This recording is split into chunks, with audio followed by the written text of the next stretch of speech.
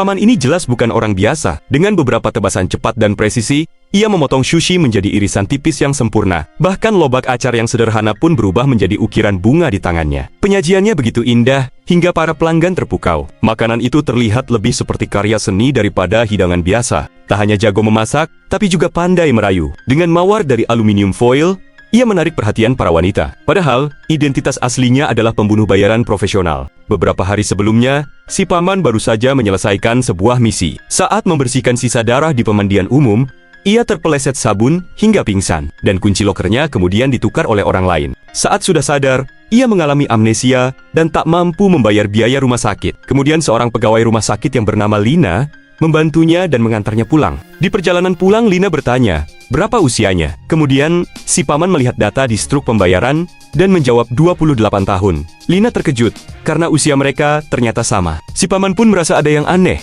namun ia tak ingat apapun. Sesampainya di rumah, si paman makin bingung. Rumahnya penuh sampah seperti kapal pecah dan jauh dari kata layak huni. Kemudian Lina segera pamit. Namun di benaknya, ia merasa dirinya adalah orang yang sangat rapi dan mustahil hidup dalam kondisi seperti ini. Si paman membersihkan rumah dengan cepat dan rapi. Melihat kedisiplinannya, Lina mengajaknya bekerja sebagai koki di restorannya yang kekurangan tenaga. Seorang pembunuh bayaran kelas atas menjadi koki, tentu saja kemampuan pisaunya luar biasa. Ia sering memberi kejutan kecil untuk para pelanggan, membuat restoran itu cepat terkenal dan menjadi tempat favorit untuk berfoto. Hari demi hari berlalu, si paman mulai menikmati kehidupan barunya. Hingga suatu hari, ia melihat catatan di kalender, bertuliskan tanggal 1 September ke stasiun. Ia pun datang ke stasiun. Saat namanya dipanggil, si paman disuruh naik ke sebuah mobil yang ternyata menuju lokasi syuting film, membuatnya terlibat sebagai figuran pengawal tokoh utama. Begitu syuting dimulai, si paman memperlihatkan kemampuan bela diri yang luar biasa. Sutradara terkesan, hingga naskah diubah,